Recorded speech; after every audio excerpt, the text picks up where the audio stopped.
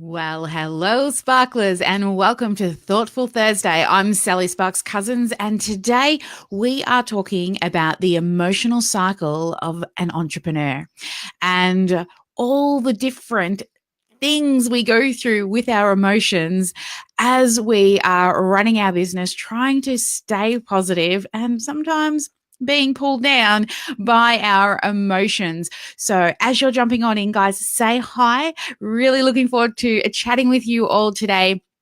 And for those on the replay, also say hi. So, I'm Sally Sparks Cousins, the founder of the Sparkle Class Academy, and I come in here live every Thursday and we talk a little bit of mindset as well. And I love to hear you all chatting away and asking questions. I like to cover the content in the first sort of 10 minutes or so. And then if anyone is still around at the end, we do a bit of live Q&A as well. And for those who also like to catch up on the replay, we do also upload these to YouTube, and you can subscribe over on my YouTube channel as well. Just, search for me by name. All right, guys. Hey, Amanda. Hey, Lucia. Looks like there's a Maria in the house and a few other people. Fantastic. I hope you are all having an amazing day. Now, let's get stuck into the content. And if you've got any questions, then shoot them on through, because I will answer them at the end. And do us a solid too, guys. If you could share this out, hit that little share button out to your profiles or just anywhere you think somebody who runs their own business, especially females, because that's who I work with, people who run their own business and they are look at everyone jumping on in. People who run their own business and really, really struggle to stay with it, feel that they're being pulled down. And knowing this information is probably really going to help them, because when you understand and know that you go through these different emotional cycles, then once you're aware of what you go through, it's going to be a much easier process for you to pull yourself out of any of these emotional cycles that you're going through. Because when you know and you're more self-aware, you have better control over what it is that you do. So let's have a look at these emotional cycles of being an entrepreneur. And I've also decided to use a handy dandy whiteboard. So let's bring up the whiteboard and I will draw while I talk. Come on, open. All right, here we go. So when we first start a business, and this is where a lot of shiny ball chasers live, we start in the first stage, which is excitement. And during the excitement phase, this is when we have lots and lots of hope. We're full of energy. We feel motivated. We've got really, really big goals. And we see that people are starting to believe in us. And we're feeling the reward of actually starting out with excitement. And as we continue, we stay excited when we start earning money, when people start purchasing from us, when we get really good feedback from others. And it really, really is a great place to be, that starting phase. But what happens is, once we've hit excitement, we will eventually and inevitably move into the frustration phase. And in frustration, this is usually then brought on by challenges that we face. And when we may be feeling a little defeated or overwhelmed, or maybe you've got no leads, or you're trying to find new customers and you're not sure if you're doing the right thing.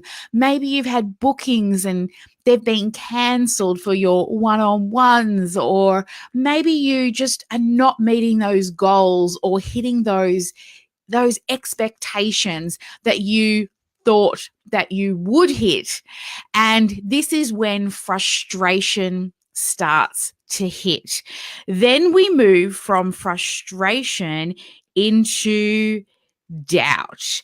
And the doubt phase, this is when we now start to lose our confidence and we start to blame people and things, and we start to tell ourselves that we just can't do it.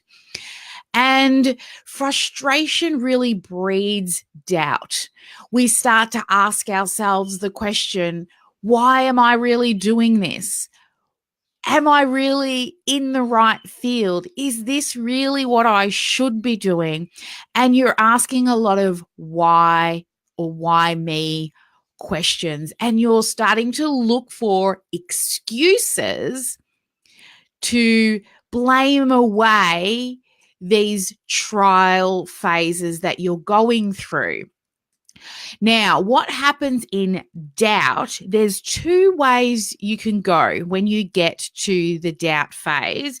You'll move up first you'll move into this section, which I love to be in because I'm a designer. Oops, let's undo that.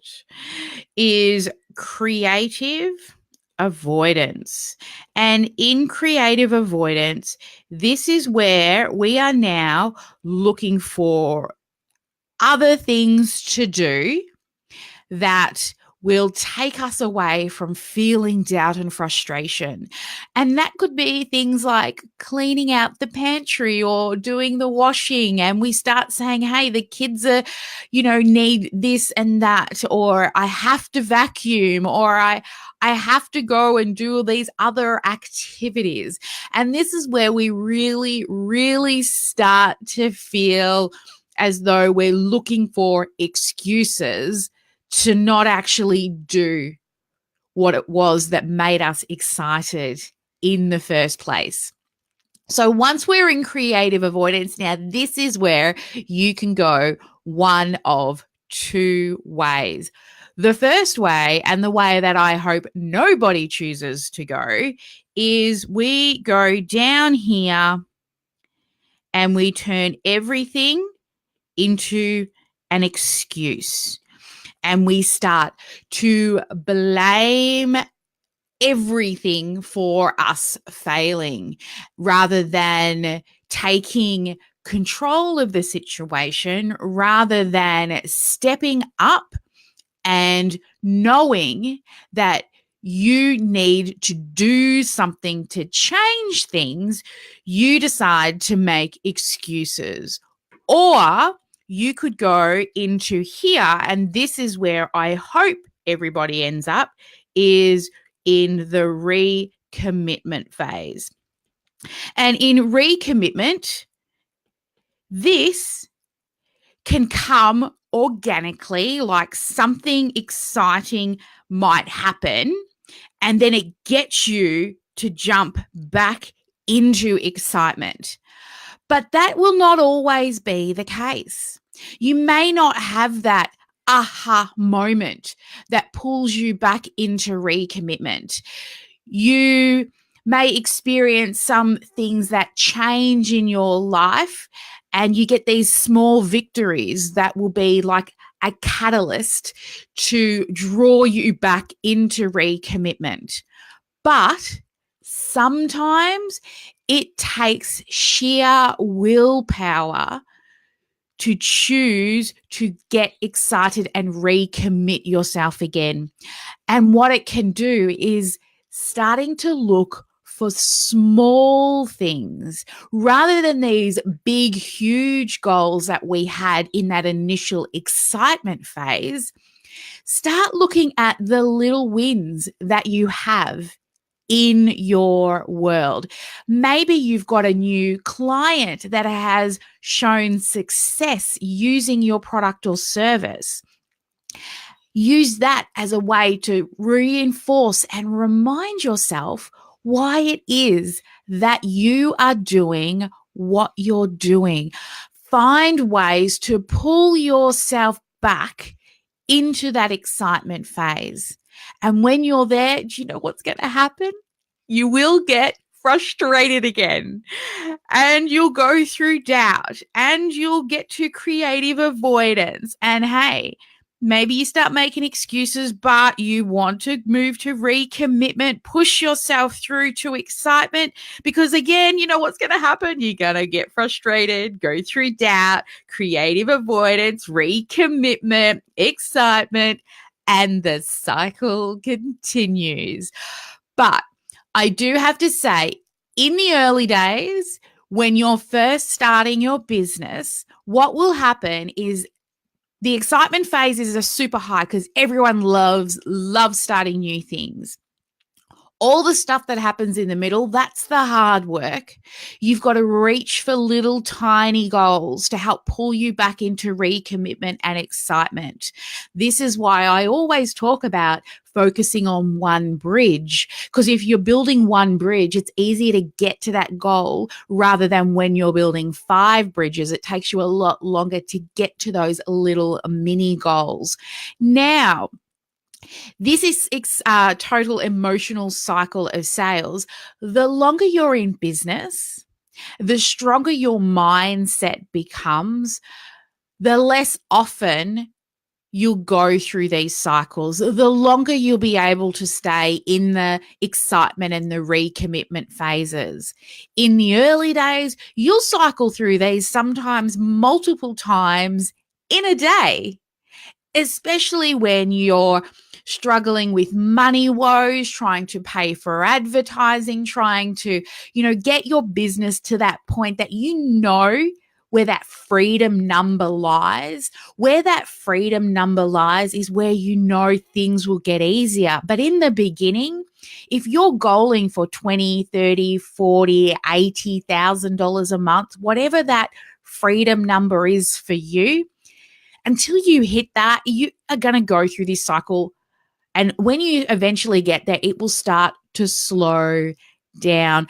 But now that you're aware that these cycles are just part of running your own business and just part of being an entrepreneur, I ask you a question right now. What area of this emotional cycle of being an entrepreneur are you in right now? Are you in the excitement phase? Great. Congratulations. You're in the best phase. Are you in frustration? Try to recognize what it is that is making you frustrated, and then start to focus on a solution rather than focusing on the problem. Are you in doubt?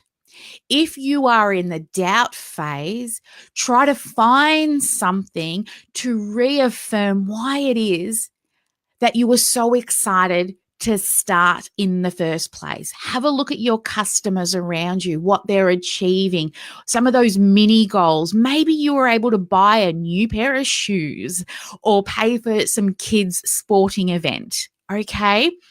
Maybe you're able to help a charity that you've always wanted to do that you could never have done without this business.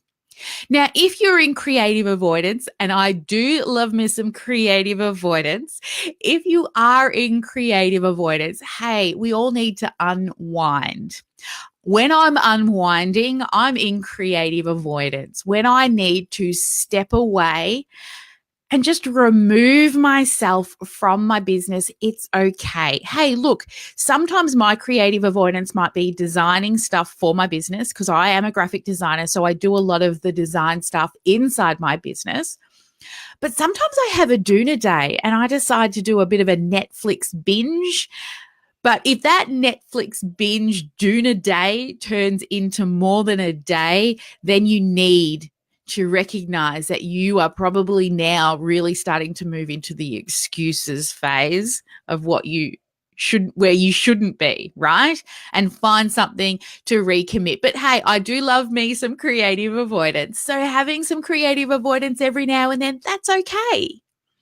But make sure you do recommit, because the successful entrepreneur is the one who never gives up.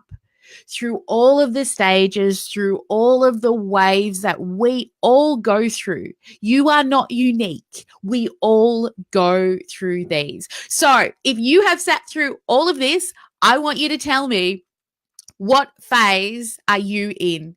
And share with me below so I can read them out to our viewers and our replay viewers as well.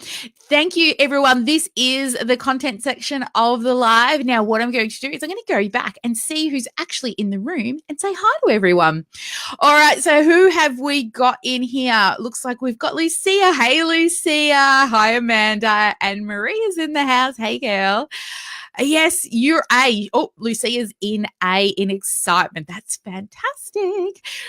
Awesome. And I think because currently they're actually just starting to build out their first complete funnel through to a course at the moment. I know these two ladies are working their business pretty hard, and they've just actually done a training session with me last week on building yesterday, with building their funnels. And they had some personal one-on-one time as well. So they're super excited. Hi, how are you? Amika's here. Fantastic. So she's from my mastermind group. How are you, darling? You love that I'm doing my podcast live on video? Yes, live on video. Totally. Thank you. And it's going onto YouTube, and it will be converted to a podcast. Still not 100% up on the podcast yet, but that is repurposing, right? So I'm doing the podcast here, and then I upload it to YouTube. So they're about 3 weeks behind on YouTube. That gives me a bit of leeway. And then also I upload them to the podcast channel once I finish figuring out how to do that. It will. But I've got my intro. We've had my intro created, and I've got somebody actually working on some theme music for my ads and my backgrounds and stuff like that. A lovely sparkler is actually on her guitar writing me some music at the moment. So that's pretty cool. All right. So we've got Amanda. She's in the creative avoidance phase. Yes. I saw Amanda's actually been playing with the blue screen in Zoom. And hilarious, very hilarious. Some of the blue screens you can do in Zoom, very funny. But yes, that was a very good lot of creative avoidance. And Lucia, they have stepped up into doing their challenge. Yes, and yes, totally in recommitment, says Lucia. Slightly creative avoidance leading into recommitment.